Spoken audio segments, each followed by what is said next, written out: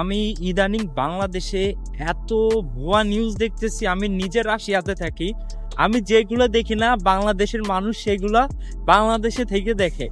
অনেকে বলে যে রাশিয়াতে এসে রাশিয়ান ইউক্রেন যুদ্ধে তারা জয়েন হয়ে বাংলাদেশের যুবক মৃত্যুবরণ করছে। এখন রাশিয়া যুদ্ধে বাংলাদেশের যুবক কিভাবে জয়েন হয় সেটা তো আপনারা জানেন না। আর আপনারা বলেন যে দালালের পরে পরে রাশিয়াতে গিয়ে ইউক্রেন যুদ্ধে মানে যুবক আহত হয়েছে বা নিহত হয়েছে, যেটাই বলেন আপনারা।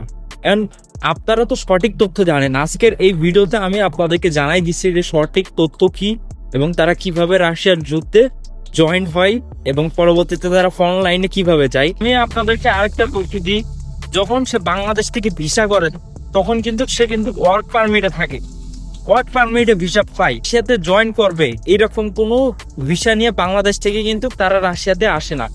এইখানে হচ্ছে কোম্পানি থেকে বাংলাদেশে হচ্ছে ইনভাইটেশন দেয়, সেই ইনভাইটেশন নিয়ে তারা বাংলাদেশে এম্বাসি ফেস করে এবং ভিসা পায় এবং এই রাশিয়াতে আসে। আসার পরে তারা কি করে যে কোম্পানিতে কাজ করে। যেমন আপনার কোম্পানির স্যালারি ধরলো মনে করেন যে 40,000 বা 50,000, তো তখন কি হয় এই 40-50,000 তাদের হচ্ছে পোষায় না। কেন পোষায় না? কারণ ওই যে টাকার লোভ যখন থাকে তখন মনে করেন যে 40-50,000 টাকায় তাদের হয় না। তখন হচ্ছে বাংলা এই রাশিয়া তো হচ্ছে বিভিন্ন জায়গায় রাস্তা মাঝখানে বা হচ্ছে দোকান পাঠে বা ফোনের যেসব অ্যাপস আছে এই অ্যাপসে হচ্ছে আপনার আর্মিতে জয়েন করার জন্য তারা হচ্ছে বিজ্ঞাপন দেয়। সেই বিজ্ঞাপনগুলো তারা দেখে এবং দেখে তারা হচ্ছে ওই নাম্বারে যোগাযোগ করে বা টেলিগ্রাম নাম্বার আছে সেসব নাম্বারে তারা যোগাযোগ করে যে জয়েন করার সাথে সাথে তারা হচ্ছে 1 মিলিয়ন হচ্ছে রুবেল পাচ্ছে। এই রোড থেকে তার হচ্ছে এই আর্মিতে জয়েন করে এবং তারা এখানে জয়েন করার পরে তারা কি করে যখন হচ্ছে মারা যায় তখন কি বলে যে রাশিয়াতে গিয়ে দালালের খপ্পরে পড়ে ইউক্রেন যুদ্ধতে গিয়ে নিহত হয়েছে। আরে ভাই, আপনি তো লোভে পড়ে গিয়েছেন, কেন সত্য কথা বলেন না?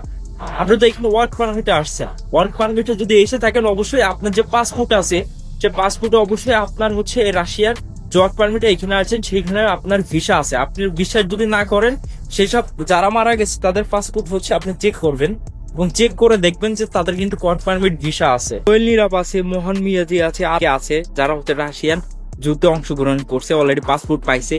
তাদের ভিডিওগুলো আপনারা দেখলে বুঝতে পারবেন যে তারা কিন্তু কখনোই বলে নাই যে হচ্ছে আমরা দালালের খপ্পরে পড়ে এখানে জয়েন্ট হয়েছি। তারা কিন্তু তাদের ভিডিওতেই বলে যে হচ্ছে আমরা আমাদের নিজের ইচ্ছায় এখানে জয়েন্ট হয়েছি, আমাদেরকে কেউ ফোর্স করে নাই।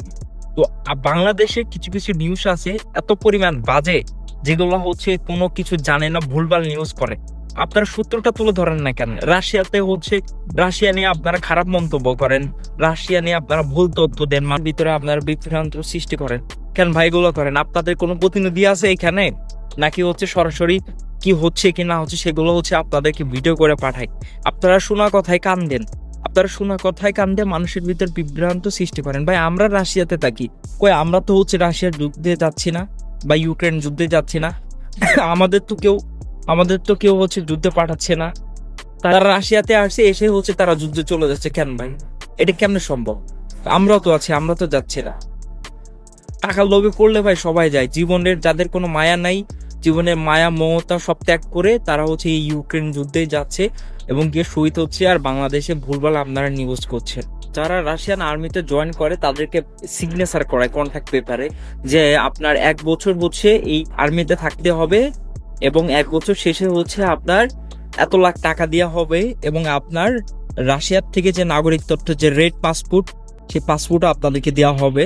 এই লোভে পড়ে বাংলাদেশের অধিকাংশ যুবক তারা হচ্ছে রাশিয়ার আর্মিতে জয়েন করেন এবং যখন মারা যায় তখন তাদের পরিবাররা কি বলে যে হচ্ছে রাশিয়াতে গিয়ে দালালের খপ্পরে পড়ে আমার ছেলে মারা গেছে। যখন আপনার বাসায় যখন তারা টাকা দেয়, যখন যে আর্মিতে যে জয়েন হয়েছে তখন যে আপনাদের 40 লাখ 50 লাখ টাকা করে দেয়, সে টাকাগুলো আপনারা কি করছেন? সে টাকাগুলো তো অবশ্যই আপনাকে দিছে। যখন তার প্রতি মাসে তার অ্যাকাউন্টে স্যালারি ঢোকে, সেই স্যালারি টাকাও কিন্তু আপনাদের বাসায় পাঠায়। আপনারা জানেন না যে আমার ছেলে এত টাকা কই পাইতেছে, এটা তো কখনোই তাকে জিজ্ঞেস করেন না। যখনই মারা যায় তখনই আপনারা বলে যে আমার ছেলে দালাল খপ্পরে পড়ে রাশিয়ায় গিয়ে মারা গেছে। কেন এইটা তো বলেন নাই? সে হচ্ছে কাজের বিষয় গেছে, সেখানে যে রাশিয়াতে কাজের বিষয় গেছে সেখান থেকে সে রাশিয়ার আর্মিতে যোগ দিছে, গিয়ে সে মারা গেছে। এটা কেন বলেন না? শুধু আপনারা বলেন যে দালালের খপ্পরে পড়ে আমার ছেলে রাশিয়াতে গিয়ে মারা গেছে ড্রোন হামলায়। আর যারা রাশিয়াতে ওয়ার্ক পারমিটে আসেন তারা কিন্তু এই ঠান্ডার সময় কিন্তু তাদের বাইরে কাজ করা লাগে। বাইরের এই ওয়েদার আপনারা সহ্য না করে কোম্পানির থেকে পালিয়ে আপনারা রাশিয়ান ইউক্রেন যুদ্ধে আপনারা জয়েন করার পরে আপনারা কিন্তু ফ্রন্ট লাইনে চলে যান। 1 মাস মতো ট্রেনিং করার পরে আপনার কিন্তু তাদের যুদ্ধে পাঠিয়ে দেওয়া হয়। এবং আপনারা যারা মারা গেছে আল্লাহ তাআলা সবাইকে জান্নাত নসিব করুক। এবং আপনারা একটা জিনিস খেয়াল করবেন, যারা যুদ্ধে গিয়ে মারা গেছে সবার প্রোফাইলগুলো আপনারা একটু ভালো মতন চেক দিবেন। দেখবেন যে ওদের রাশিয়াতে যখন প্রথম আসতো তারা কিন্তু ওই কাজের বিষয়ে আসছিল এবং বিভিন্ন জায়গায় ঘুরতেছে, কাজের ওইসব ছবি টবি তারা কিন্তু ফেসবুকে আপলোড দিচ্ছে।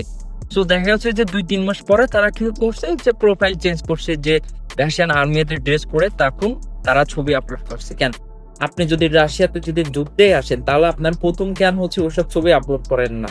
আপনারা কেন ঘুরতেছেন, কাজ করতেছেন, এইসব ছবি কেন আপলোড করেন?